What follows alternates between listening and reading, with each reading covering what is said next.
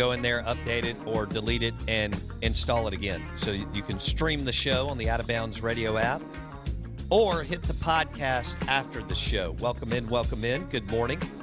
Hope you're doing well. We've had the Major League Baseball draft this week. Many of you were locked in, Ole Miss and Hail State fans, and LSU, and so on. And so that was fun to soak up and watch, see what all played out. Big days for Foskey, Westberg, Servideo, Keenan, JT Ginn, among others. And I thought they did a great job on the draft, too. The SEC Insider Hit this morning is driven by the GMC Sierra truck and GMC Yukon at Fowler Buick GMC and Brandon Pearl. Visit FowlerBuickGMC.com. Check out your next pre-owned or new Fowler Buick GMC Sierra truck. We welcome in Kyle Peterson, KP, National College Baseball Analyst with ESPN. Kyle joins us on the Miller Lite guest line. Kyle, good morning. How are you? Good morning. It's good to talk to you. I wish we were standing at TD Ameritrade right now watching everybody start to practice, but at least we got a little bit of baseball this week in the draft, so it softens the blow a little. You and I both, man.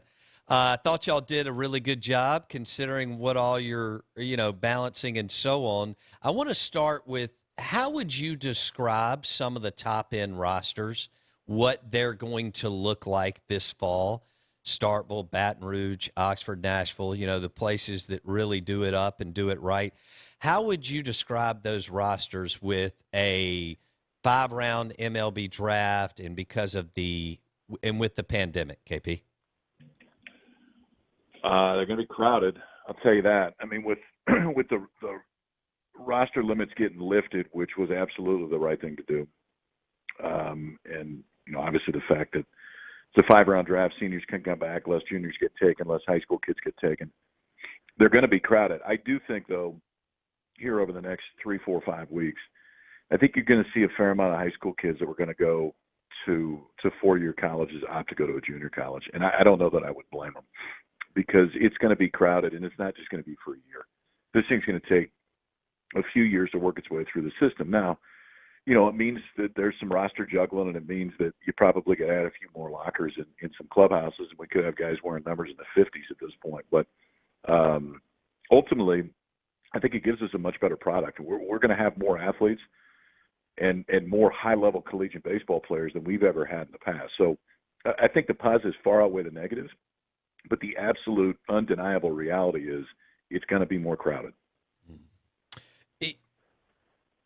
Watching you and Chris Burke the other night with the Major League Baseball draft, I could tell, you guys are pro going to college for most prospects. We all know that some don't need to, and many are not.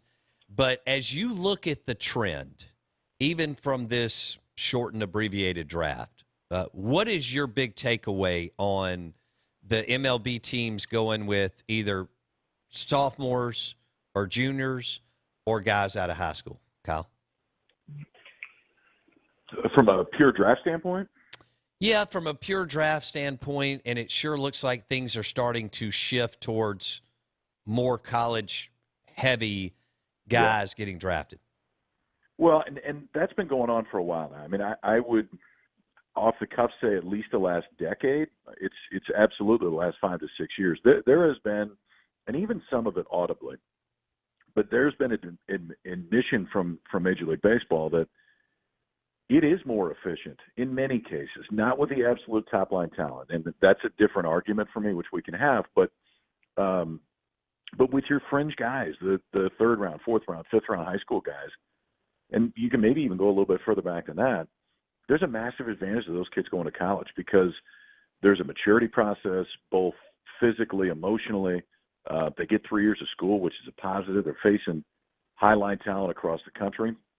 And now in 3 years, I got a much better chance to be right. Just look at the top 7 picks that were all college guys and where they got drafted out of high school. Insane. Torkelson, undrafted. Austin Martin was like in the 20s and signed with JU because it was the only deal he had until Vanderbilt saw him. Asa Lacy, late draft pick. Kerstad, late draft pick. I'm going to miss a few. Nick Gonzalez was a walk-on at New Mexico State. So you want to talk about development over 3 years, and that's why. And I've had this discussion with a bunch of major league GMs. Like I don't envy their position at all. Because if you go look at a Zach Veen, yeah, man, I'm taking a chance on Zach Veen every day of the week because everything clicks. The Bitsko kid from Pennsylvania that's 17, built like an NFL linebacker, and he's throwing 96. Sure, I'm going to roll the dice on that one. But there's not that many of those. And they're not projecting 3 years like a college coach. They got to project like 8 and say, okay, during the developmental process, what does he turn into? So you just have a much higher hit rate if you're going with 4-year college players. And it's not because they're necessarily going to be better all the time. It's because you got more data. And if you've got more data, you got a much better chance to be right.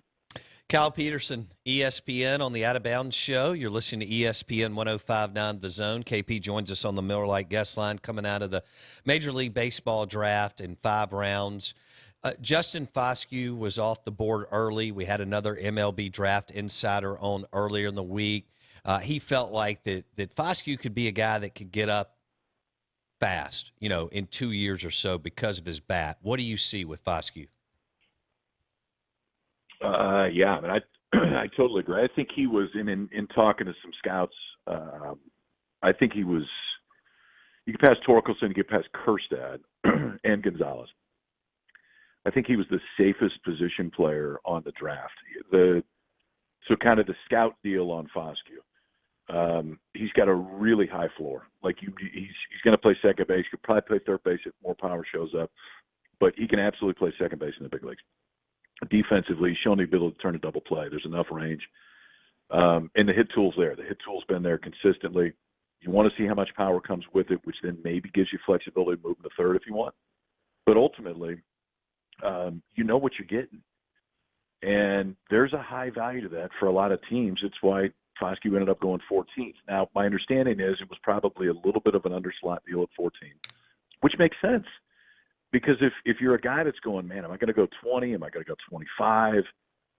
But you get a guaranteed deal at 14 that pays you roughly what you're going to make at 20 to 25, man, I'd take that deal all day. Because you cross it off the list, you're done, you're going to an organization in the Rangers that is well thought of, and it makes a lot of sense. So from a scout standpoint, I'm not a scout, but from my eye standpoint, when I've looked at Foskey the last few years, I see consistency. And I see a pretty high rate of return on what I'm going to go with. Is there like this massive upside that you see with Westberg? No, there's probably not as much upside, but there's a lot of certainty, and I'll pay for certainty. What about Kyle Peterson, national college baseball analyst with ESPN on the Out of Bounds show? Walk me through Tyler Keenan. Played third base. We're told he'll move to first base, has power. What do you like about him? Well, the has power piece I do, and I would challenge people to move him to first right away. I'd make him play himself off of third, and I had that discussion with a few different organizations. He's big now, but the feet move better than I think people give him credit for. There's always this natural expectation. I mean, Dillard was kind of similar to this. They're similar guys to where they're big, they're stocky, and there's this assumption that they can't move, and he moves okay, especially at third base. He's not going to go steal a bunch of bags for you, but you don't need him to at third. You just need to make sure that there's enough quick twitch in the feet that he can make the plays you need him to make. So I'm not saying he doesn't end up at first, but I would make him play himself off of third in pro ball just because long term there's a lot more value there. But I mean it's a left-handed bat with real thump. He should hit for power. And again, if you can figure out a way to keep him at third base, now you've got something. It's why the Tigers announced Torkelson at third base instead of first. There is a much higher value down the line because third base is a more premium defensive position. If a Torkelson or a Keenan can stick at third base, because then you can put the guy at first that has to play first that still can give you some thump in the lineup. Kyle Peterson with ESPN on the Out of Bounds show. Blake, you got a question for KP? Yeah, Kyle, Blake Scott here. I have a kind of philosophical question on the draft. So the surprise was Heston Kerstad at second. Not that he would be drafted highly. Obviously, he's an incredible talent. But I don't think people saw him drafted at number 2. Is part of the reason he went at number 2 the direction the game is going with power, that his power bat is too enticing. Even though Austin Martin from Vanderbilt might be a more complete hitter, the power piece is why you see guys like Torkelson, not necessarily just Torkelson, but Kerstad move up and more of that power be attractive higher on in the draft. Yeah, but I think there's a lot of ways to go with that question. So here's the deal. And I'm going to pull up the Orioles draft while we talk to, because I want to make sure I have it in front of me. When the draft went to a slot process, then ultimately when that happened, you've got this aggregate number that an organization has to spend all the way through the draft, and then there's slotted, assumptions at each level. So Kerstad by most models was going to go somewhere between, call it 5 to 10, somewhere in there. The slot value for the second pick is $7.8 million. The slot value for the 6th, 7th, 8th pick is roughly $2 million less than that. So if you're the Orioles, and I don't know what Kerstad's number was, this is it is an assumption at this point, but I would be surprised if it's not the case. If you go to Kerstad and say, you know what, how's 5.5, or make a number up, 5 million, whatever it is, then you got a guy that you thought very highly of. It was probably the premier left-handed power bat in the entire draft, and we saved $2 million. So I've got $2 million that I can spend throughout the draft. That's why they took Kobe Mayo in the 4th round. Kobe Mayo was a guy that was going to cost more than slot. He signed with Florida. That's why they took the Baumler kid out of Des Moines with the 5th pick. So if I save $2.5 million, but I still get a premier left-handed bat with the 2nd pick in the draft, then I can go make a run at some high school kids or potentially a Cole Wilcox type in the 3rd or 4th round, because I've got more money to spend, and I can go maybe $1 million, $1.5 million over slot in those 2 spots. And now I've got as complete a draft as I can possibly have. So it's a way long answer to your question. It's not as simple as saying, was Kerstad the 2nd best player in the draft? Because it's all an economic model as this thing goes. And if you're high on one guy, but we think we can save a couple $1 million, and you know what? We don't think there's a discernible difference between him and the other ones that we're going to take here. Save your money and let's go spend it somewhere else. Okay, so staying on that thought process, who are some guys out of the SEC that we saw either, like Kerstad, either move up because they had lower numbers? Foskey is one that we talked about with the Rangers. Yeah. That was a $4 million value, probably going to be more like 3.5 or 3, somewhere around there. Who are guys that either moved up because of that, or guys that moved back because of that, or maybe came back to school? I know Cole Henry for LSU was a name that we watched that it looked like he was asking for too much and was going to end up back at LSU. Now, obviously not the case. He does get drafted. He gets drafted, but they're not signed yet. Now, I would think the guys that I was really looking at day 2 as to where do they go, it was Cole Henry, Clayton Beeter, who the Dodgers popped in the 2nd round, and I think that will get signed. Like, from an analytic standpoint, Beeter fits everything the Dodgers would want. But within the SEC, it was Wilcox, who ended up going to the 3rd round of the Padres, and I think the Padres only take him there because they think they could pay him. It was JT Ginn. It was Ginn to the Mets, and look at the Mets' 1st-round pick. The Mets' 1st-round pick, they can probably save him maybe a little money, but maybe have to go slightly. But then the balance of their other picks, that's the money to pay JT. Okay?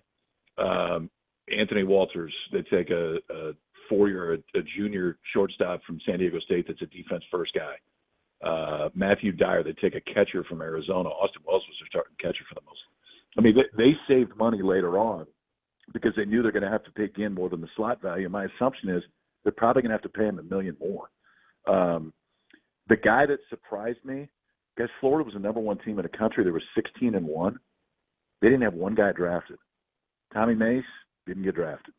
Jack Leftwich didn't get drafted. They've been in the starting rotation for the last 2 years for the Gators. Florida will be the number 1 team in the country, and there won't be an argument because they already had a great high school class. They didn't get clipped by the draft much on the high school side. Wow. They got their entire rotation coming back. And you think of a year with a history that Florida's had where they don't have a guy drafted, and yet they were still the number 1 team in the country. Wow. Sully was partying this week, wasn't he, somewhere? Yeah. He opened a cold one. Yeah, I got a few texts last night. I think he may have started early yesterday. once Mace got through the third round, I think he could probably go ahead and pop a scotch. Man, as KP said, an already loaded roster, even more loaded out of Gainesville. Incredible. Man, and the SEC dominance, KP. I mean, you're a Stanford guy. You live in Omaha, right there on the College World Series, but you travel all over and have connections in all, everywhere around the country. What's the feedback you receive with the shift that's happened? I mean, it's always been a good league, but the shift the last decade or so plus in the SEC as far as deep depth and talent. I think it's similar to what you see in the NFL draft, okay? So people get tired of hearing it, and I can understand it. I mean, I live in Creighton's in the Big East. Obviously, they don't play football, but Creighton's in the Big East. Nebraska's in the Big Ten. If you live in this area of the country, yeah, sometimes it gets a little bit old to hear, hey, see how many draft picks the SEC had. The reality is it's factual. And there has been more big leaguers and more draftable talent that's been turned out by the league than by any other league, and it consistently happens that way. Now, it was them and the ACC in the first round, but obviously overall the SEC ended up with more draft picks, and that's just going to be the case. There's more attention paid to the sport within the league than there is in any other league, and no other league can argue that. They just can't. There's individual programs, but as a league, there's no chance. Kentucky's playing in a $50 million stadium that never played in Omaha, Nebraska. Like, that pretty much explains everything you need to know about the league, okay? And you just take that times everybody else, and there's a very good reason why that many kids want to go play in that league. It does just mean more. And whoever came up with that catchphrase, you get paid a lot of money because from a college baseball standpoint, it's accurate. Kyle Peterson, National College Baseball Analyst, ESPN on the Miller Lite guest line. You're listening to the Out of Bounds Show. I want to go back to JT Ginn real quick. Would you give me your eval on him prior to his Tommy John surgery? Yeah, Berkey and I kind of went back and forth on it last night after the Mets took him. And if you saw JT the first half of last year, you went, yeah, this is what middle of the first round, top half of the first round guy looks like. And then obviously, I think that there were probably some injury things that snuck in towards the end of last year. It's also your first full year in college. It's a little bit different. But when you saw him right, and we saw him right, you saw a premier first-round arm and a guy that can pitch in the big leagues. I mean, the two-seam has real run and velo. I think he's going to learn to elevate a little bit more as he gets into pro ball. He can spin a breaking ball whenever he wants to. He can steal a strike with it. He can get a swing and miss with it. And to me, his changeup was one of the most underrated things. I think the change continued to develop for Ginn as he was there, and I think it will continue to develop. So, three-pitch guy, big-time athlete, can control three pitches within the zone, and all of them are at or above major league average. That's what a first-round arm looks like. Kyle Peterson on the Out of Bounds Show. One more question for Kyle. Blake, let it rip, man. Kyle, given all the craziness of this year and the fact that we still don't even know what the MLB season, if any, will look like, what does this affect, or how does this affect guys like Jake Mangum, Ethan Small, great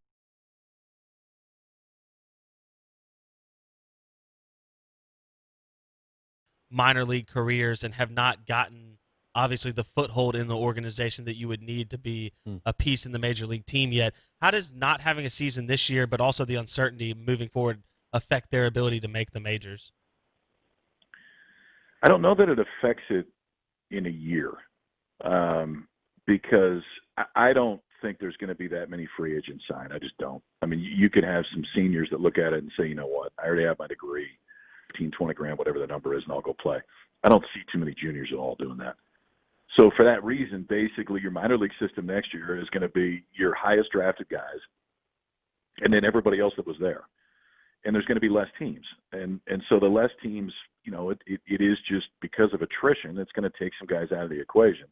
The guys that you mentioned, are not going to be those guys for me at all. And so I don't know that it affects it much, except that those that had resources and had drive to really continue the development process when they went through this, because I'd be floored if we don't have a major league season. We're not going to have a minor league season. It's just not going to happen. there's going to be extended, and a lot of these guys are going to be in extended spring for a period of time and go down and get a bunch of at-bats. But the season itself just isn't going to take place. So I think it's a potential advantage to those that took it on the development process on their own. And if you do that and you come back potentially better, because there will be plenty that didn't through this, it could end up being an advantage. But the reality is there's not that many new players going into the system next year. For the Mets, for example, I mean, they drafted 6 guys. You know, do you sign another 6 to 10 free agents? Maybe. But just the natural attrition of those that would have been released anyway, you know, who knows? It could be a benefit for those that were already in the system because there's not as many that are entering next year.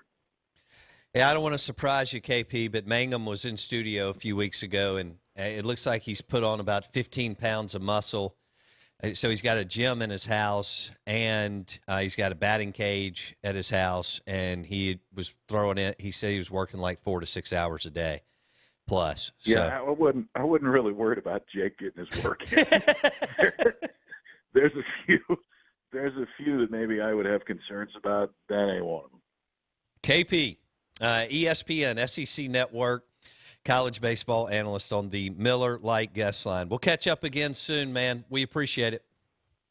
Bye, guys. Always enjoy it. Be well. Kyle Peterson on the Out of Bounds show. They did a great job with the Major League Baseball draft.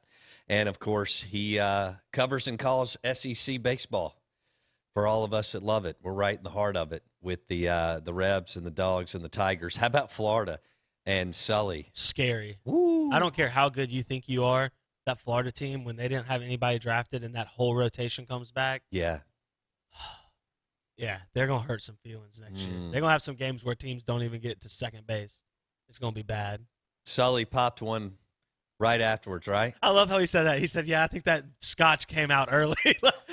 Early yesterday afternoon. And guess what? They're opening a new ballpark, Blake. That's correct. An eerily similar to the one in Starkville yes, ballpark. That's right. Scott Strickland, along with, several others were the driving force behind the new Duty Noble. And Florida will open up their new ballpark next February. Super cool. Jeff Tanner wants to go down there. How in about March Kentucky? or April. $50 million stadium with no Omaha trips. I never thought about that. It's incredible. Yeah. Their best tenure was John Cohen / Henderson. No doubt. Cohen won. They had 44 games and won an SEC championship, and they hosted a regional. Yeah. They finally hosted a Super a couple of years ago and lost it. Okay. Live in the Bank Plus studio, Out of Bounds, driven by the next John Deere tractor, Mississippi Ag. Visit agup.com. Find one of the 16 retail locations nearest you for your next John Deere tractor. John Deere, America's tractor, your family land and your hunting camp. Got to take care of it. Mississippi Ag will take care of you. Locations in Canton and Pearl in the metro area. Also a super selection inventory of John Deere lawnmowers at Mississippi Ag. Visit agup.com. The Out of Bounds Show, ESPN 105.9 The Zone, also brought to you by Live Oaks Golf Club. Grab your clubs, tee it up. Live Oaks Golf Club.